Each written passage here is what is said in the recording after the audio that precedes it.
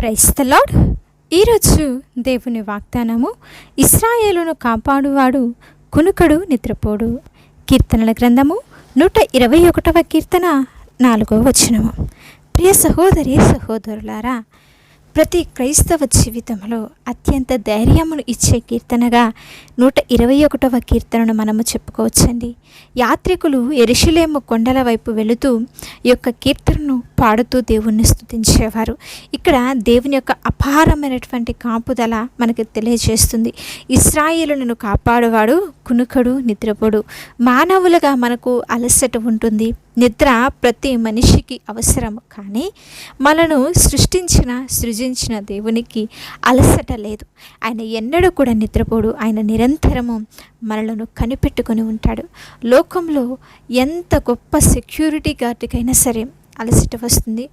కొన్ని సమయాలలో రాత్రి వేళలో వారు కూడా నిద్రపోవచ్చు. కానీ పరలోకమందున్నటువంటి దేవుడు మనకి 24 గంటలు ప్రతిరోజు ప్రతి క్షణము కూడా కావలి ఉంచుతాడు.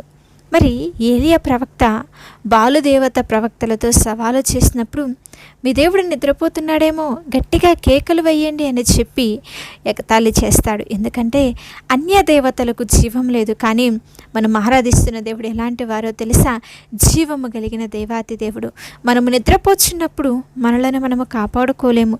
మన ఇల్లు, మన ప్రాణము, నీ బిడ్డలు, నీకున్న కుటుంబం అంతా కూడా అపాయములో పడకుండా మనము కళ్ళు మూసుకుంటున్నప్పుడు ఆయన కళ్ళు తెరిచి మనలను కాపాడే దేవుడై ఉన్నాడు. ఇక్కడ ఇశ్రాయేలు అంటే కేవలం ఒక దేశం మాత్రమే కాదండి.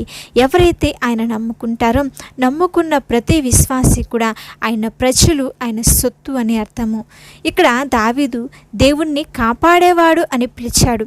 కాపరి గొర్రెలను ఎలాగైతే తోడేళ్ల నుండి, ప్రమాదాల నుండి కాపాడతాడో, ఆ సజీవుడైన దేవుడు కూడా మనలను ప్రతి విధమైన అపవాది శక్తుల నుండి అలాగే కాపాడతాడు.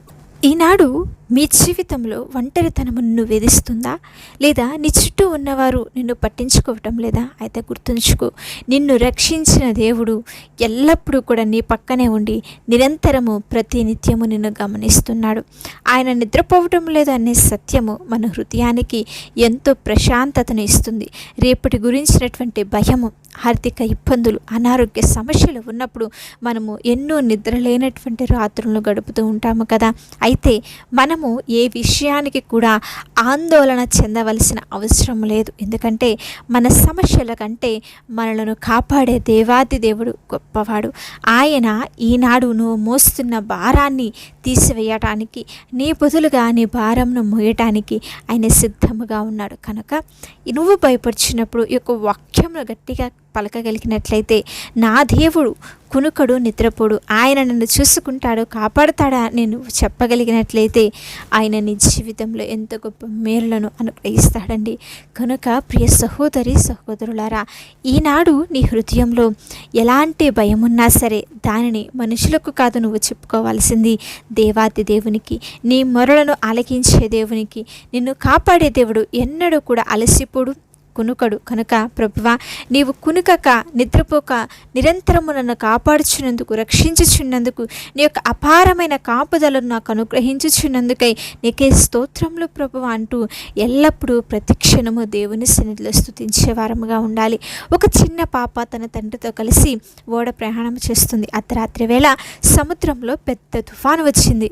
ఓడ అటు ఇటు ఊగుతున్నప్పుడు ప్రయాణికులందరూ కూడా భయముతో కేకలు వేస్తున్నారు, కొందరు ఏడుస్తున్నారు. కానీ ఆ చిన్న పాప ఏమాత్రము భయం లేకుండా ప్రశాంతంగా నిద్రపోతుంది. పక్కనున్న వారు ఒకరు లేపంట ఆ పాపను అడిగారు, అమ్మ, ఇంత పెద్ద తుఫాను వస్తుంటే నీకు భయం వేయట్లేదా? ఎలా నిద్రపోతున్నావు అని అడిగితే ఆ పాప చెప్తుంది, ఈ ఓడను నడిపే కెప్టెన్ ఎవరో తెలుసా?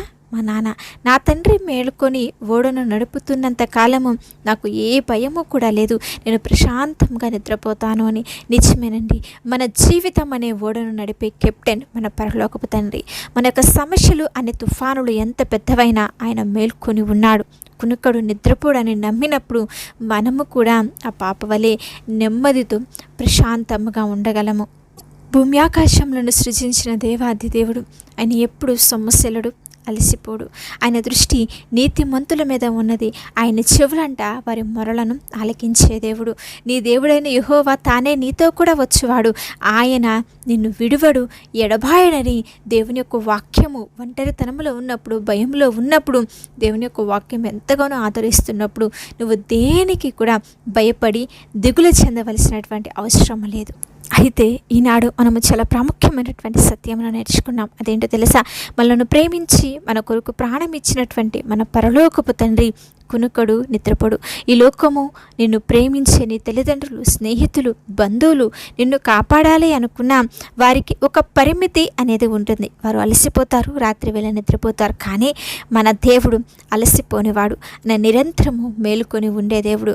మరి ఓడ ప్రయాణంలోని చిన్న పాపలాగే మనము కూడా ఈనాడు నీ హృదయంలో ఉన్నటువంటి ప్రతి భయమును, ఆందోళన, అప్పుల బాధలు, అనారోగ్య సమస్యలన్నిటినీ కూడా మరి మన జీవిత ఓడకు, నావకు చుక్కాని అయినటువంటి కెప్టెన్ అయినటువంటి యేసయ్య చేతిలో పెట్టగలిగినట్లయితే ఆయన మీ సమస్య తుఫానుగా ఎంత పెద్దగా ఉన్నా మీ జీవితపు నావను నడిపించే దేవుడు మేల్కొని ఉంటాడు.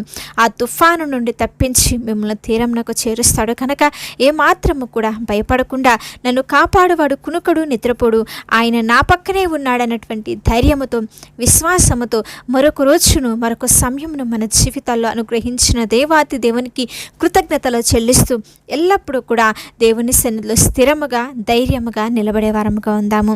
చిన్న ప్రార్థన చేసుకుందాం. మహాపరిశుద్ధుడా, ప్రేమ కలిగిన మా గొప్ప తండ్రి, మీ పరిశుద్ధమైన నామమునకై స్తోత్రములు ప్రభువా. అవును తండ్రి, ఈరోజు మీరు మాకు అనుగ్రహించిన శ్రేష్టమైన వాగ్దానమునకై స్తోత్రములు. అవును దేవా, నీవు కునుకక నిద్రపోక ఎల్లప్పుడూ కూడా మమ్మల్ని కాపాడుతున్న నమ్మదగిన దేవాతి దేవుడు. ఎంతమంది బిడ్డలైతే ఈ వాక్యంను వింటున్నారో వారికి హృదయాలలో ఉన్న సమస్త భయములను, ఆందోళనలు, ప్రతి విధమైనటువంటి ఇబ్బందులన్నింటినీ కూడా ఇప్పుడే యేసు నామములో తొలగించమని ప్రార్థిస్తున్నాం. వారి కుటుంబాలలో ఉన్న ప్రతి ఒక్క అవసరతలను తీర్చి ప్రతి విధమైన అప్పుల బాధలన్నింటిలో నుంచి కూడా విడుదల దయచేసి శరీర బలహీనతలన్నింటిలో నుంచి విడుదల అనుగ్రహించి స్వస్థపరచమని ప్రార్థించుచున్నాము తండ్రి. మా జీవితాలలో మీరు మరొక రోజును ప్రసాదించినందుకై నీకే స్తోత్రములు చెల్లిస్తున్నామయ్యా. మరొక దినమును చూడగలిగే కృపను మాకు అనుగ్రహించినందుకు మీకు స్తోత్రం. ఈరోజు బిడ్డలు చేస్తున్న ప్రతి ఒక్క పనిని, ప్రతి ఒక్క ప్రయాణాలలో మీరు తోడుండండి, క్షేమం అనుగ్రహించండి. వారు చేపడుతున్న ప్రతి ఒక్క కార్యమును కూడా మీ చిత్తానుసారముగా జరిగించి మేలులతో నింపి కుటుంబాలలో సమాధానం అనుగ్రహించమని యేసు పరిశుద్ధ నామములో అడుగుచున్నాము తండ్రి. ఆమేన్. అలాగే మీ ప్రార్థన అవసరతలు తెలియచేయండి. దేవుని ఉన్నతమైన కృప మీకు, మీ కుటుంబాలకు తోడయుండి నడి